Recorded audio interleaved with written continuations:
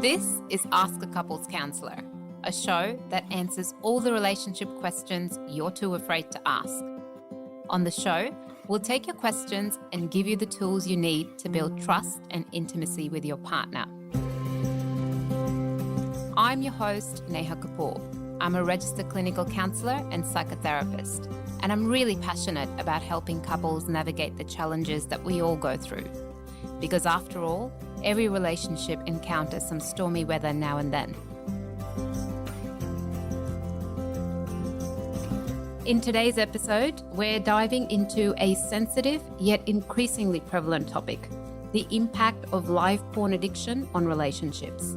But before we explore this challenging issue, we'll also be shining a light on another modern-day relationship challenge, the negative impacts of social media on relationships. All right, so let's get into it.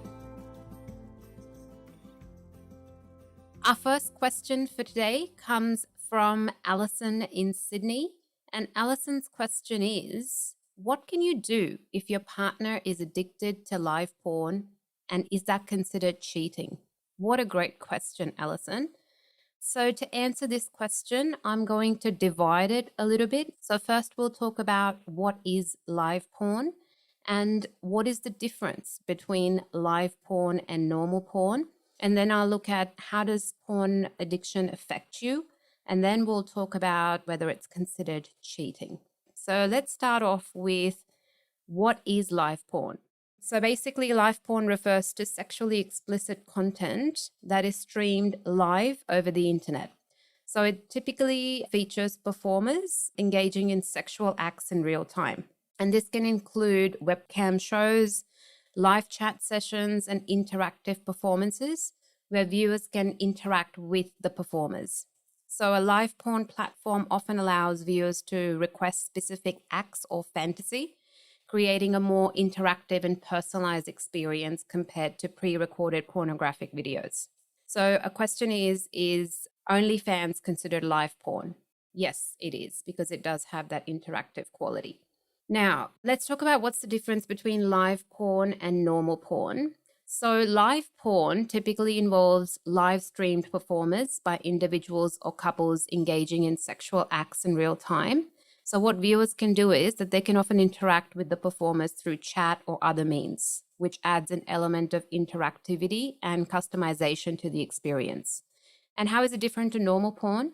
So normal porn is pre-recorded videos or images depicting sexual acts or explicit content. Unlike live porn, normal porn is not interactive and does not involve real-time engagement with performers. So it's typically produced and distributed through websites, magazines, or other forms of media. Now let's talk about how does porn addiction affect you? Porn addiction can have various effects on individuals and their relationships.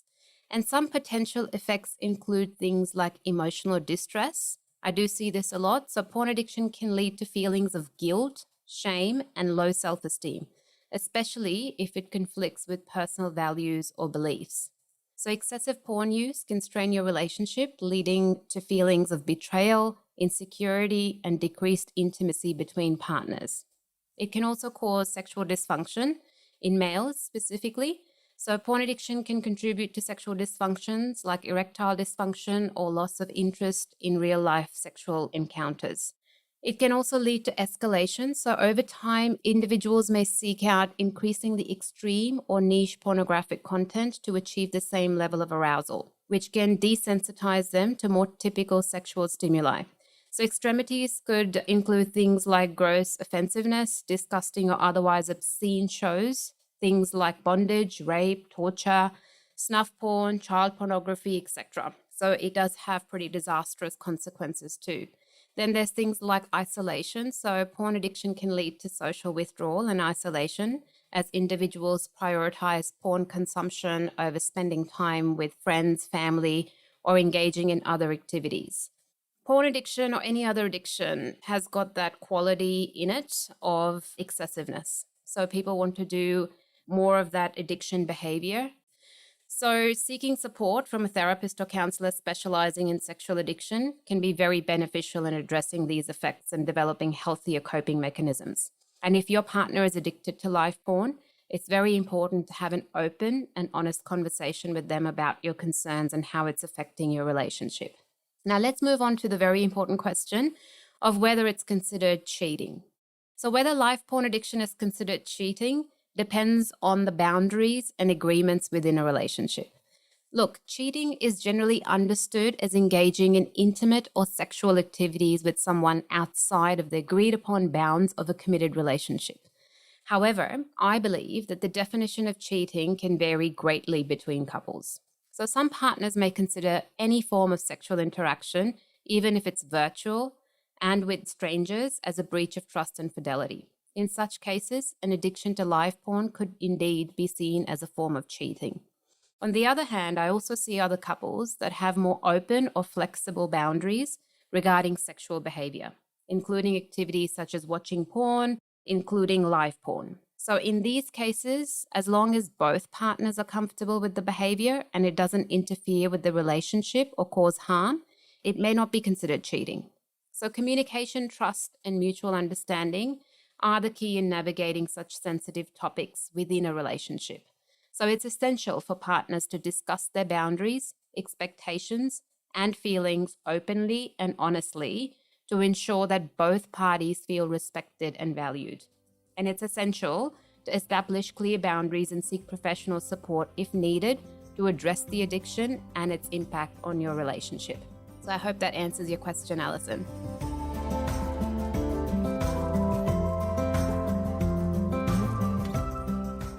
So our second question for today comes from Matthew in Sydney.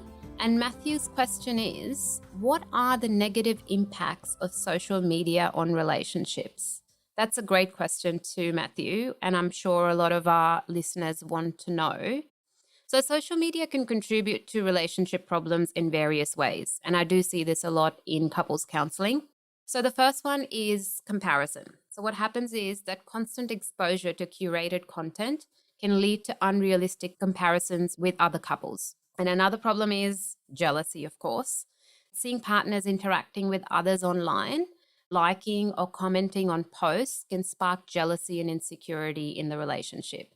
Now, I do see a lot of couples that have these kind of issues of jealousy. So it's very important to have an open and honest conversation about the boundaries within your relationship around that issue. Another one is miscommunication. So text-based communication on social media can be easily misinterpreted, leading to misunderstandings and conflicts. So it's very important that you do not communicate via text-based communication. It's better to have a face-to-face conversation. And if that can't happen, it's probably even better to talk over the phone, because tone is missed in text-based communication. Then there's privacy issues. So oversharing or lack of boundaries on social media can invade privacy and create discomfort in relationships. So one partner might say that, look, I'm okay with you putting up a picture of me on social media, but the other one might say that, look, I don't want any pictures of me on social media with you. And this can kind of create an issue for whatever reason. You need to be able to have a conversation around, again, boundaries around privacy. Then there's distraction. So excessive time spent on social media can detract from quality time spent together, leading to feelings of neglect or disconnection between partners. And this is also something that I do see a lot in couples. They are lying in bed together and both of them are busy on their phones, or they sit on the couch and they are distracted and they're not able to give time to each other. Rather, they're busy on social media or looking at things online, and they feel that the other partner is neglecting or disconnected from them.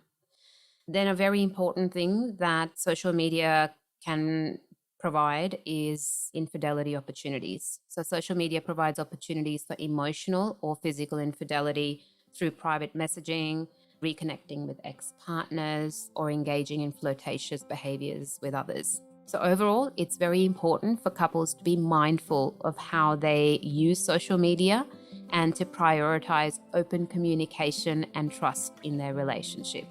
I hope that answers your question, Matthew. So that's it for today's episode. Stay tuned for the next episode. You've been listening to Ask a Couples Counsellor, a show that answers all the relationship questions you're too afraid to ask. This show is produced by Novo Empower Counselling. We provide a range of services, including couples counselling, individual counselling, and online counselling. To find out more, visit our website novoempowercounselling.com.au. This show was produced with strategy and production support from Wavelength Creative. To make sure you don't miss an episode of Ask a Couples Counsellor, be sure to subscribe to or follow the show in your podcast app. And while you're there, I'd love it if you could leave me a 5-star review. It really helps others find the show. I'm your host, Neha Kapoor, and I'll see you in the next episode.